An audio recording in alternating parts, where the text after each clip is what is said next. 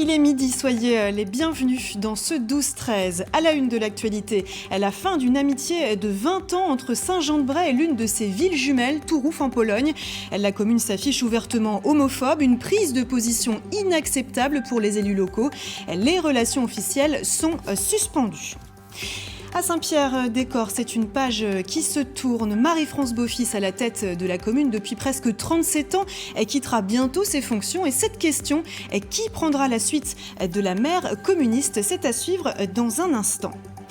Et puis à la fin de ce journal, nous vous emmènerons faire un grand bond dans le passé de notre région. Le feuilleton de la semaine nous enverra au château des Comtes du Perche, à Nogent-le-Rotrou. Nous vous en parlions dans nos éditions il y a quelques jours. Un homme de 81 ans avait ouvert le feu en direction des pompiers. C'était le 4 février dernier dans le quartier de l'Argonne à Orléans. L'octogénaire a été interné au centre psychiatrique d'Aumaison à Fleury-les-Aubrais. Une enquête pour violence avec arme a été ouverte par le procureur de la République d'Orléans. Elle se poursuit actuellement. C'est une décision prise à l'unanimité par le conseil municipal de Saint-Jean-de-Bray. La commune suspend son jumelage avec la ville de Turów en Pologne.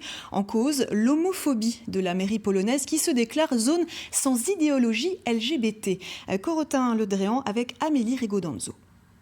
Ce sont les photos de la célébration des 10 ans du jumelage avec Turów. Un jumelage qui a pris du plomb dans l'aile. Vendredi, la mairie de Saint-Jean-de-Bray a voté à l'unanimité la suspension de ses relations avec la ville polonaise de Turów. En cause, un document à caractère homophobe datant de mai 2019. La municipalité polonaise y déclare vouloir se libérer de l'idéologie LGBT. Nous allons tout faire pour refuser l'accès aux écoles à tous les dépravateurs intéressés par la sexualisation précoce des enfants polonais. Pour le conseil municipal de Saint-Jean-de-Bray, qui a eu connaissance de ce document la semaine dernière, c'est la consternation. Ça fait vraiment mal au cœur de se dire qu'on gomme d'une certaine manière des bonnes relations. Le 20e anniversaire du jumelage entre les deux villes, qui devait avoir lieu en 2021, est pour l'instant annulé. La mairie de Saint-Jean-de-Bray attend de son homologue polonaise un retrait ferme de sa prise de position homophobe. Qui nous explique les raisons qui les poussent à prendre de telles décisions. Est-ce que vraiment la communauté LGBT est un danger pour la société polonaise ? Pour cette association LGBT orléanaise, la décision de Saint-Jean-de-Bray est un acte fort, mais il faudrait à l'avenir plus de vigilance. On espère que d'autres villes de France, qui sont aussi jumelées avec des villes polonaises qui ont pris ce genre de décision, agissent comme Saint-Jean-de-Bray, prennent le même type de décision de suspendre les relations, mais aussi, puisque j'ai vu que cette ville polonaise est jumelée avec d'autres villes en Europe, peut-être que Saint-Jean-de-Bray pourrait contacter ces autres villes qui sont co-jumelles en quelque sorte, pour qu'elles disent elles aussi leur réprobation de la décision qui a été prise par la ville polonaise. Ce n'est pas la première fois qu'une ville du Loiret suspend ses relations avec une ville jumelle. En 2000, Orléans avait rompu son jumelage avec Trévise en Italie, suite aux propos xénophobes de son maire. Et qui prendra la succession de Marie-France Beaufils, la maire de Saint-Pierre-des-Corps. Elle tient ce bastion communiste depuis 1983. Mais avec pas moins de 7 listes, la 3e ville d'Indre-et-Loire pourrait bien changer de couleur. On voit cela avec Dominique Pouget et Pascal Épée. Un marché en rouge et vert, mais aussi en rose. Ce matin-là, à Saint-Pierre-des-Corps, les candidats se préparent à la succession de Marie-France Beaufils. Marie-France est un personnage dans la ville. Certains même tout à l'heure me disaient qu'il faudra qu'on fasse une statue. Alors j'ai dit on va quand même attendre un tout petit peu. Et en fait c'est plutôt très sympathique vis-à-vis de la liste et vis-à-vis de moi. Soutenue par la maire sortante, Michel Soulas, élu communiste et proviseur du lycée Martin-Nadeau, est à la tête d'une liste à gauche toute, une liste solidaire, écologique et participative. On a 2 propositions, c'est d'ouvrir les commissions municipales aux habitants de Saint-Pierre et puis aussi dans les quartiers de leur permettre à travers des budgets participatifs de pouvoir s'emparer d'un petit bout de leur vie de citoyen de Saint-Pierre-des-Corps et de faire avancer des projets. On est une liste pacte qui est en fait un rassemblement de la France Insoumise et du NPA. Pacte comme populaire et anticapitaliste pour une transformation écologique. Une liste qui compte aussi des syndicalistes, des associations et des gilets jaunes. Murs de parole, ateliers avec les habitants ont permis de faire émerger un fort besoin de démocratie directe. C'est vraiment notre préoccupation, ne jamais être hors sol et redonner envie de faire de la politique aussi. Donc avec des propositions au niveau de la démocratie directe. Qui sont le RIC déjà, le référendum d'initiative citoyenne, la révocation des élus, on sera des élus révocables en cours de mandat. Et ça c'est une proposition qui est la proposition préférée pour l'instant sur la question de la démocratie. On voit aussi où on en est au niveau de la méfiance de la population envers la politique. Côté socialiste, finit la liste commune PCPS du premier tour des municipales de 2014. Cyril Jeannot, PS, élu de la majorité sortante, a fait le choix d'une liste soutenue par les radicaux de gauche et Cap 21. Nous avons vécu en fait 6 ans de mandat qui ont été très difficiles sur les capacités qu'on avait à faire évoluer la ville. Depuis 10 ans, la ville s'est enfermée. Elle n'a pas pris sa place dans la métropole, elle n'a pas été un moteur en fait à la fois social, culturel, économique en fait de la ville. Nous avons des atouts, nous avons une population qui donne envie de se battre et qui a envie de se battre justement pour transformer la ville. Donc ce sont ces éléments-là enfin, que nous avons envie de mettre en avant. Jean-Marc Pichon, lui, est professeur adjoint à l'éducation. Il a quitté le PS pour La République En Marche. Au cœur de son programme, un projet autour de l'enfance, de la jeunesse et du mieux vivre ensemble. La grande majorité des gens nous disent que la sécurité, les incivilités, c'est la question majeure à Saint-Pierre. La sécurité et la tranquillité, en mettant en place la vidéoprotection, nous le ferons, en augmentant les effectifs de la police municipale, en passant de 3 policiers à 10 policiers, de les équiper et de leur donner toutes les missions qu'ils peuvent remplir. C'est un nouveau venu en politique. Emmanuel François, médecin depuis 21 ans à la Rabatterie, est affirmatif. Il conduira une liste de citoyens ni de droite ni de gauche. Si on s'est engagé, c'est simplement parce que le quartier de la Rabatterie est un quartier sensible. La mairie proposait un plan de rénovation en y mettant de nouveaux logements, et mettre de nouveaux logements dans une zone qui est déjà franchement en surpopulation, ça ne me convenait pas. Ensuite, le problème sécuritaire de la Rabatterie, où on nous a tiré à balles réelles sur les vitrines, je sentais bien que ça n'allait pas, il fallait faire quelque chose. Un souhait sur lequel s'accorde la majorité des candidats et des habitants que nous avons rencontrés, voir le tram relier les quartiers et la gare de Saint-Pierre-des-Corps à la métropole tourangelle. Et par ailleurs se présente également à Saint-Pierre-des-Corps François Lefebvre, candidat d'hiver gauche du collectif Saint-Pierre-des-Corps, ainsi qu'Anne Brunet de Lutte ouvrière avec la liste Faire entendre le camp des travailleurs. Le feuilleton de la semaine vous propose un bond dans le passé. Au moment où le Val-de-Loire fête les 500 ans de la Renaissance, le musée du Perche à Nogent le retrouve va nous emmener encore plus loin. Pour ce premier épisode, Théophile Mbaka et Sabrina Sikini se sont rendus au château des Comtes du Perche. Regardez. Le château des Comtes du Perche, c'est 1000 ans d'histoire qui s'apprête à sortir des limbes. Tour à tour, assiégé par les Anglais 1428, ce château a connu les affres de la guerre de 100 ans. À la Révolution, ce sera même une prison. Ici, la pierre n'est pas un témoin muet, elle raconte l'histoire. Sous cet angle, vous voyez toutes les étapes historiques du château, depuis le grand donjon carré qui a été construit en 1030. C'est un des plus vieux donjons en pierre d'Europe et un des plus hauts aussi puisqu'il fait 30 mètres de haut. C'est le donjon des Comtes du Perche, là où ils habitaient. Et puis le logis Renaissance qui a été construit par les princes de Bourbon.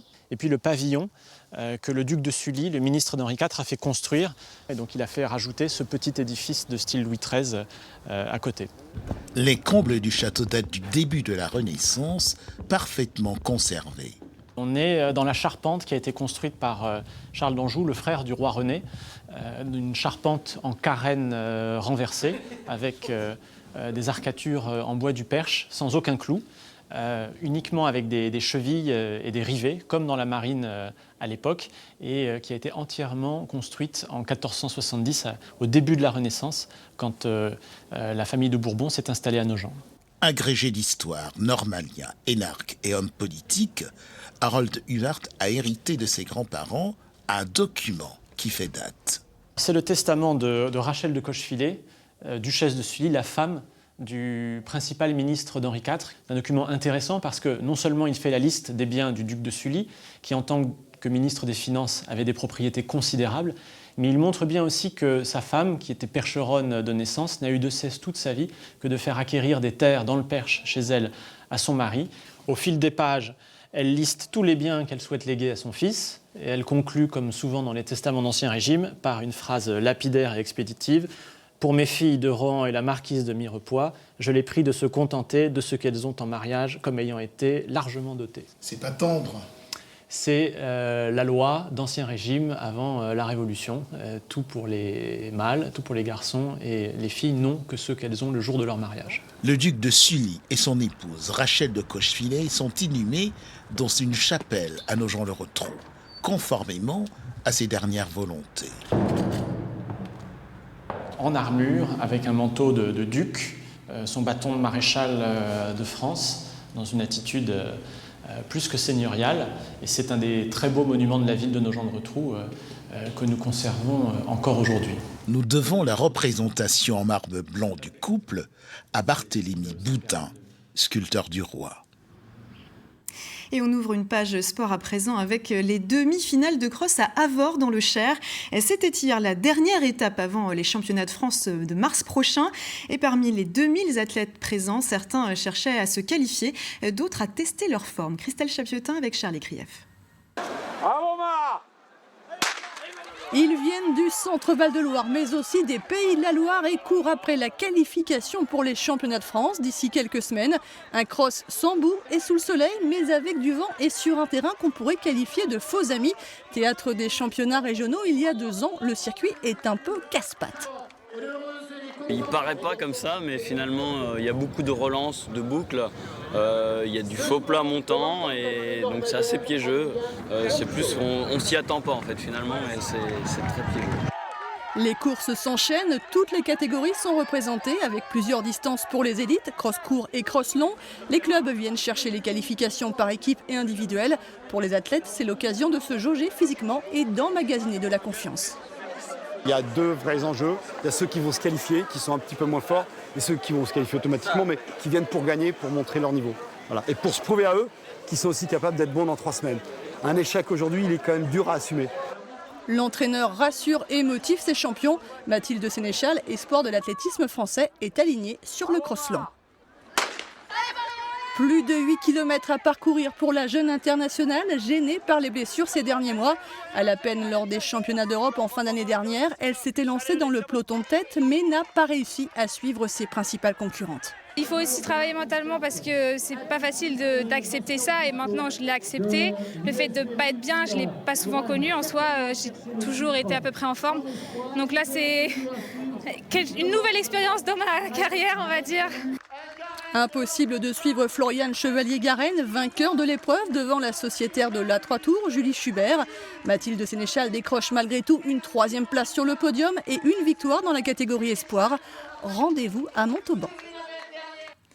Et du côté de Bourges ce week-end, les tangos se sont qualifiés pour la finale de la Coupe de France de basket féminin. Après avoir battu Toulouse, le Bourges Basket a éliminé hier Tarbes 77-42. En finale, les tangos affronteront l'Asvel. Rendez-vous le 25 avril, ce sera à l'Accor Hotel Arena à Paris.